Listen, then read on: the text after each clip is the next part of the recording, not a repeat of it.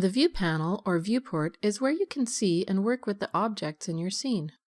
By default, a single view panel with the perspective camera takes up the workspace, but you can easily change to different layouts.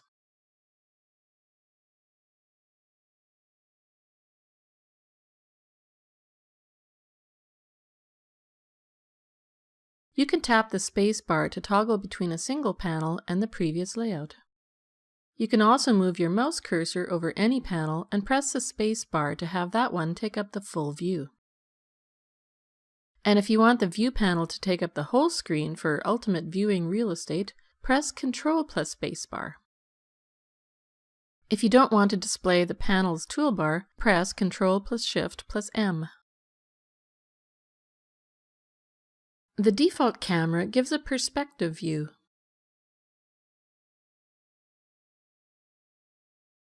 As compared to the ortho cameras that show a view from a camera that is orthogonal to a specific plane.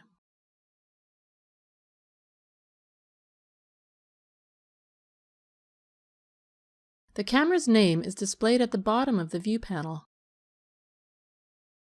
The default cameras are actual cameras whose icons you can show or hide by toggling cameras from the Show menu.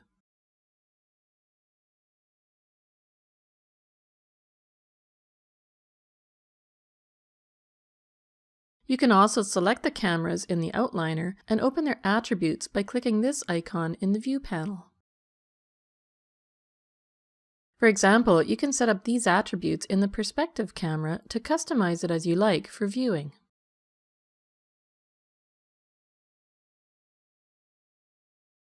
You can do a hardware or software render from the default cameras, or create a play blast for previewing the animation.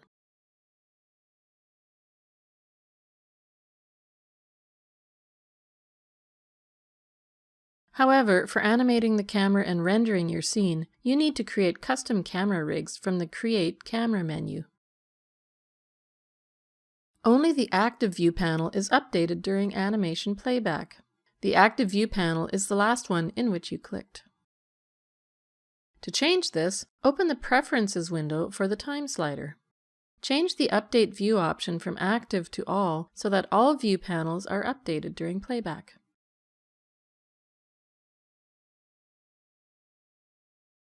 You can decide which elements to display in the view panel itself. You can set the defaults for these elements in the Preferences window on the display page. You can toggle the display of the view axis, the origin axis, the grid, and the background gradient. Press Alt plus B to quickly toggle among the gradient and the 3 default background colors. You can change their colors in the Color Settings window. In the 3D Views section, you can set the current background color or the background gradient top and bottom colors.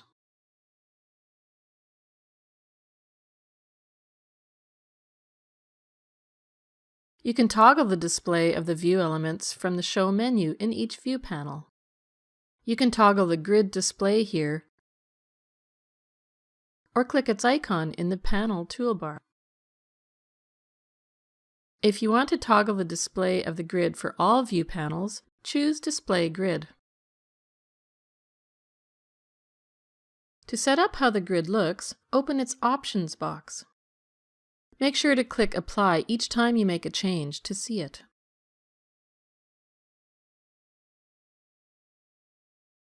The HUD option toggles the display of the different heads-up display options.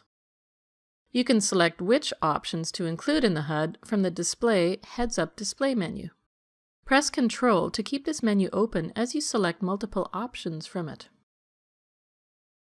In the Color Settings window, you can change the colors of the heads-up display text.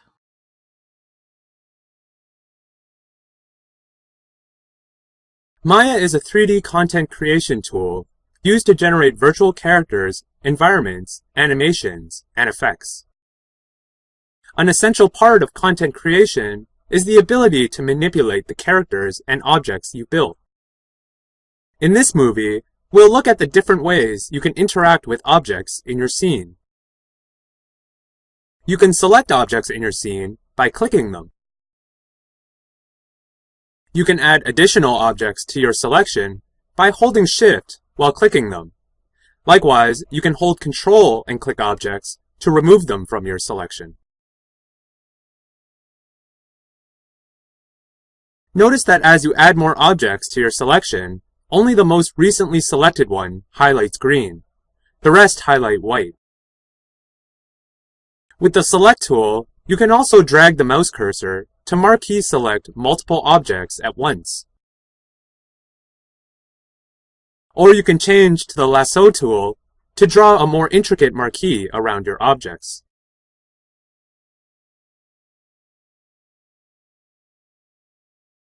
You can also select objects by name by using the Persp Outliner Quick Layout button to open the outliner.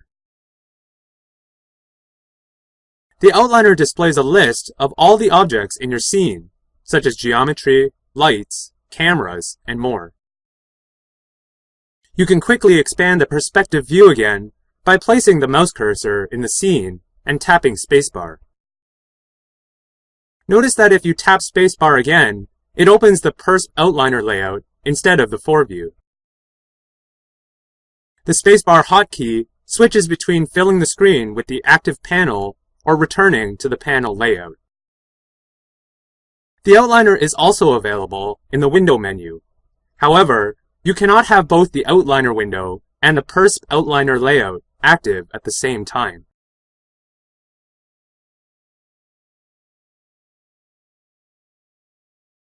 You can find specific objects by filtering based on their name.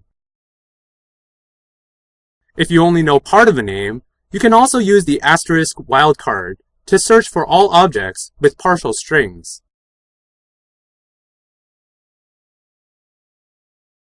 You can also filter the list by specific object types. In this case, let's specify we only want to view geometry objects. Objects in the outliner are arranged in trees based on their hierarchy. In a hierarchy, objects are grouped in parent-child relationships. For example, the various pieces of this rocket are children of the main rocket group.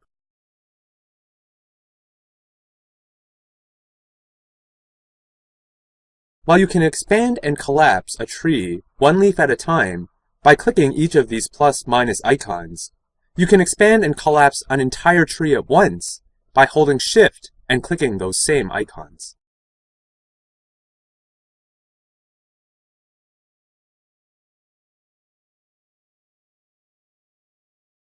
To learn more about scene hierarchy, see our movie on parenting and grouping objects.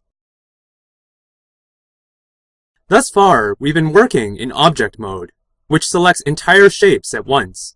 However, these shapes are actually made up of a combination of smaller components. By holding the right mouse button on an object, you can view these components via the marking menu. Right dragging to any of these components, such as vertices, edges, and faces, will change Maya to the respective component mode.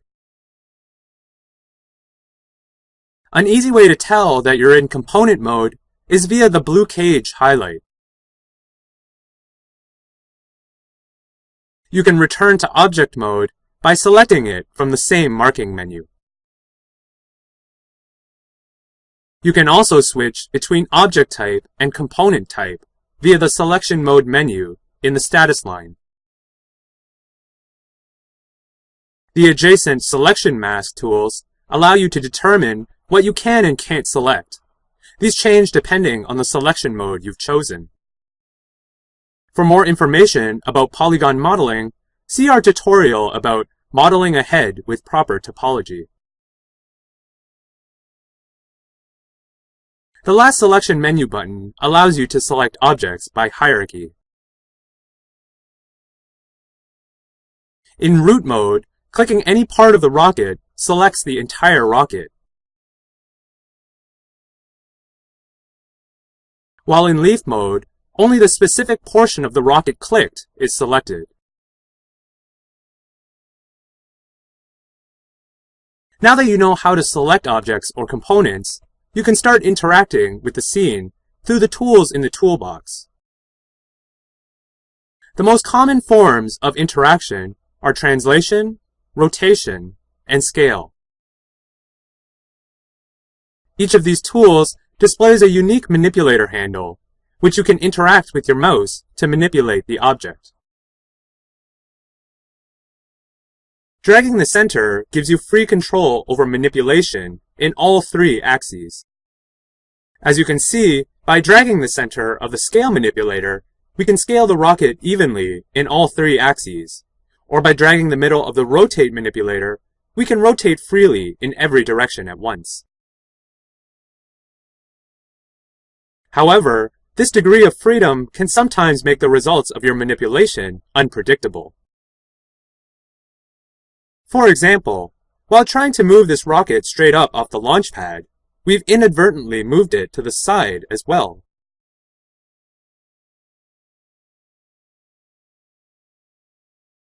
We can constrain movement to a single axis by dragging one of the manipulator handles.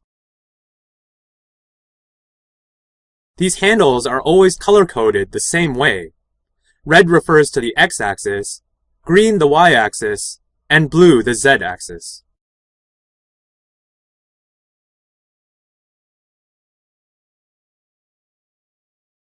We can constrain the movement to two of these axes, known as an axis plane, by holding Control and clicking the opposite manipulator handle. For example, to move the rocket in the XZ plane, hold Control and click the Y manipulator handle. If we dolly in close, notice the center of the handle shows the updated, constrained axis plane. Now if we drag the center of the manipulator, the rocket only moves in the XZ plane.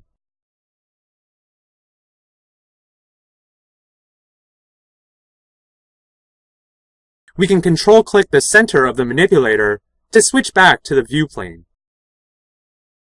You can open the Tool Settings editor either by double-clicking the tool's icon or by clicking the Tool Settings editor icon. This editor shows you additional options relative to each tool.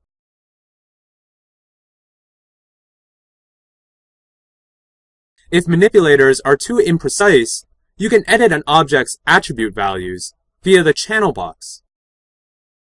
The channel box is the fastest, most streamlined way to set specific attribute values, such as translation or rotation, for objects in your scene. However, it's a very bare-bones interface that lacks interactive controls for more nuanced tweaking. You can find these types of controls in the attribute editor, which provides a more visual representation of an object's attributes via widgets like sliders and checkboxes. When you have both editors open at the same time, you can switch back and forth via the tabs that appear on the side or via the Ctrl-A shortcut. If you click around the scene, you'll notice there are a few objects you can't select. This is because they're on a locked layer. Layers contain objects in your scene, but are different from the hierarchical groupings we looked at in the outliner earlier. Their main purpose is to allow you to hide or lock sets of objects.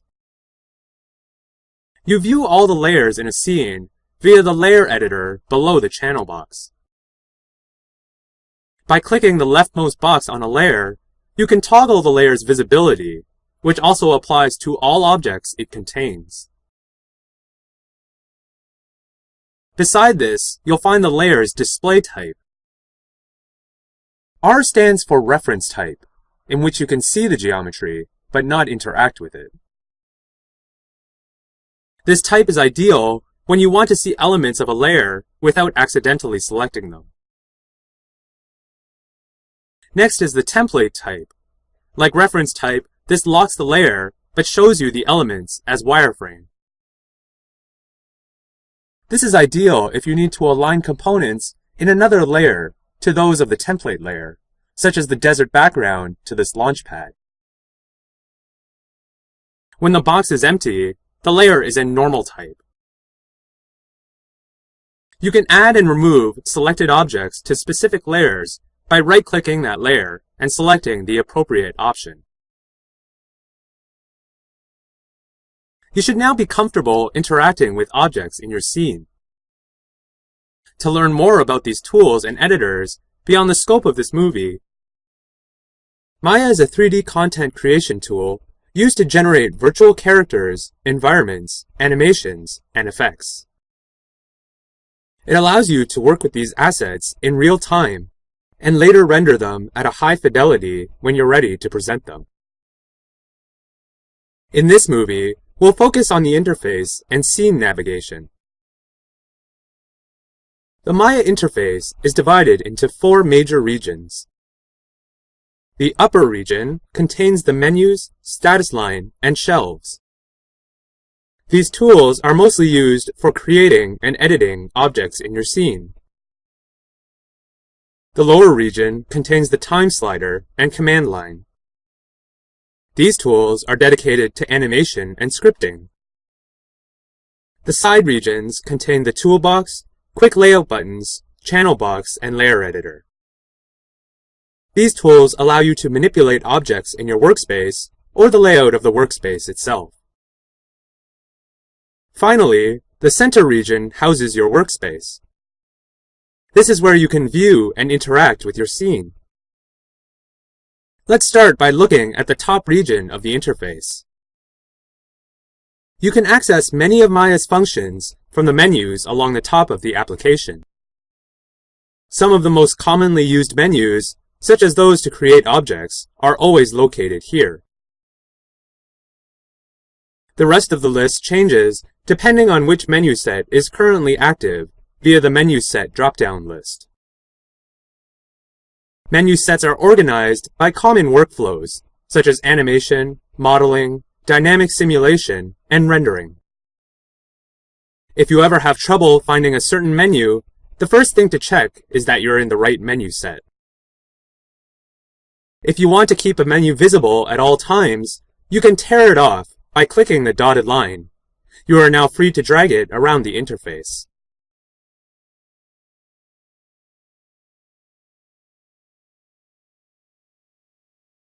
Below the menus is the status line. The status line shows you the current state of many of the toggleable interaction modes, such as object versus component interaction, snapping, and construction history. For more information on the status line, see our tutorial on manipulating objects. Many of the commands in the menus can also be found in the Maya shelves. Maya's default shelves house commonly used functions, and like menu sets, they are organized by related workflows. You can also create your own custom shelves. For more information on shelves, see our tutorial about working with shelves.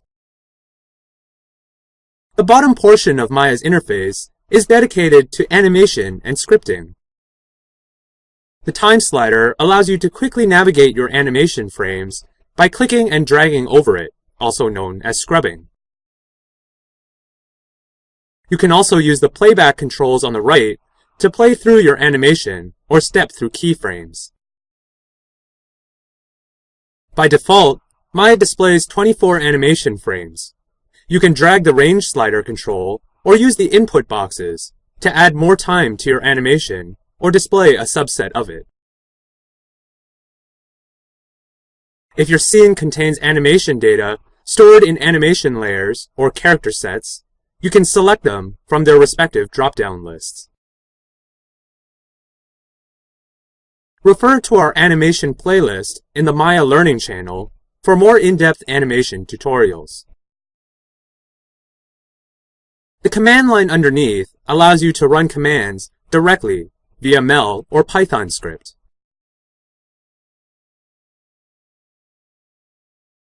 Scripting can be used to automate repetitive tasks. For example, you could write a script that renames and recolors 1,000 objects with the click of a single button. You can also use scripts to achieve custom behavior that is otherwise not possible. For example, you can script specific behaviors to trigger only when conditions in your scene are just right. Refer to our scripting playlist in the Maya Learning channel for more in-depth scripting tutorials. On the left side, we can see the toolbox, which is used to select and interact with objects in your scene. When you select an object, the channel box on the right lists its transform values, such as its position and rotation. The layer editor below shows us a list of layers in our scene. Adding objects to layers helps divide and manage a crowded scene. For more information on the toolbox, channel box, and layer editor, see our tutorial on manipulating objects. For now, let's turn our attention to the workspace. The Maya workspace is the area of the interface where we can interact with our scene. The workspace can be viewed in a number of different modes, accessible via the icons in the panel toolbar or through the 4 through 7 hotkeys. Wireframe shows only the geometry lines of objects in your scene. Smooth Shade All shows you the base materials, essentially their color. Maya also offers a wireframe on shaded mode that combines these two modes together. Textured shows you the 2D textures associated with each material. And Use All Lights shows the effects of any lights. If you have problems with lighting or textures not showing up in your scene, make sure you are in the right mode. You can control the camera in the scene by holding Alt and dragging any of the mouse buttons. Alt with left mouse button rotates the camera around a focal point, also known as tumbling.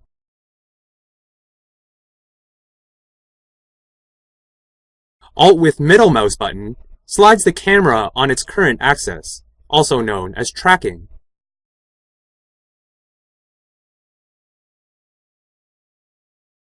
And Alt with right mouse button moves the camera into or away from the scene, also known as dollying.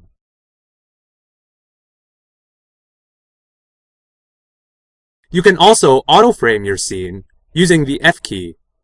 Pressing it without any object selected frames your entire scene, while pressing it with an object selected frames that specific object. Right now we're viewing our scene in default quality. You can switch to high quality to see more advanced shading effects, such as normal maps, not available in default quality mode. You can also choose Viewport 2.0, which acts as an interactive rendering preview by showing you an image much closer to that of the final rendered look. Depending on your system configuration, these render quality settings can impact the interactive performance of your scene. You can toggle between them to find the one that best suits your needs.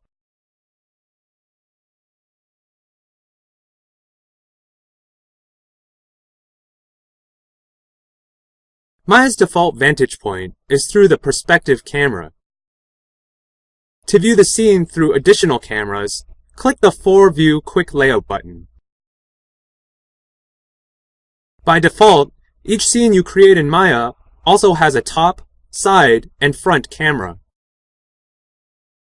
These are known as orthographic views because they view the scene in 2D instead of 3D. Notice that unlike the perspective view, you cannot tumble the camera in any of these orthographic views.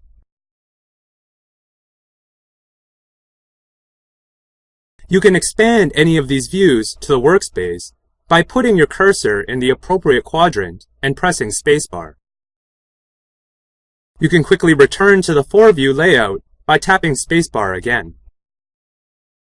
There are various other quick layouts designed to give you a variety of information about your scene. The usefulness of each one will depend on whether you're modeling, animating, rendering, and so forth. If you're new to 3D, you will probably find the Foreview and Perspective View options the most useful for now. You should now have a basic understanding of the Maya interface and how to navigate around your scene. You can find more information and in-depth tutorials. Shelves are located between the status line and panel toolbar and hold commonly used tools and actions. They provide a quick alternative to accessing commands through the Maya menus, which usually involves making sure you're in the right menu set. Shelves are split into tabs based on the different modules and feature sets in Maya, such as polygon modeling, animation, rendering, and cloth simulation. To save space, we can hide the shelf tabs and use the Shelves menu to switch between them.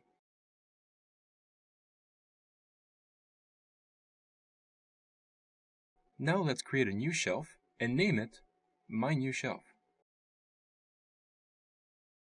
There are several ways to go about populating a shelf. We can add an action from a menu by holding Ctrl and Shift and then click the desired menu item. We can also add a tool by middle mouse dragging it to our shelf. To copy a tool from a different shelf onto ours, hold Ctrl and middle mouse drag it to our shelf. To remove a tool, middle mouse drag it onto the trash icon in the upper right corner of the shelf bar. Shelves are also useful for storing Mel and Python scripts. For example, let's say we need to duplicate these tombstones and reposition them somewhere else in the graveyard. We could do it manually, but it would take a long time and errors could potentially slip in. Instead, we'll convert these repetitive operations into a script that we'll store in our shelf. First, open the script editor, which shows a history of every command executed in Maya. Now let's duplicate the first tombstone, move it across the graveyard, and rotate it 90 degrees. Notice how the script editor lists all individual instructions as Mel commands. We can now highlight sections of the script we want to use and middle mouse drag them into the bottom pane of the script editor.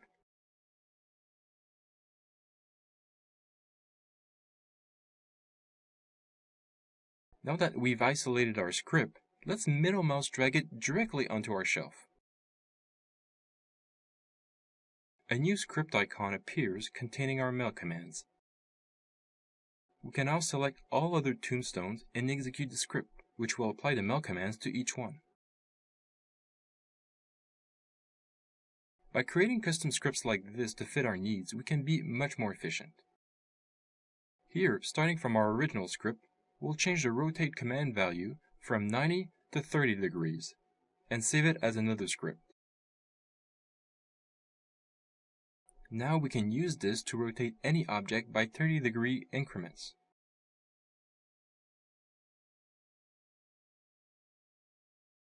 Having these scripts is great, but it's hard to tell them apart.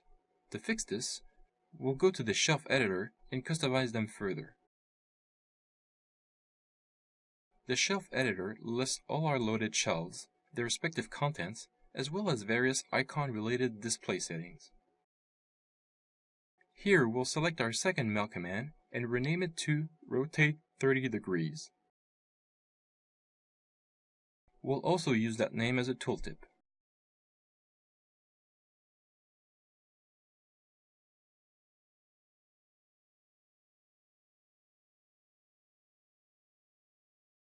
The next two tabs display the Mel or Python commands associated with clicking and double-clicking the selected tool, respectively.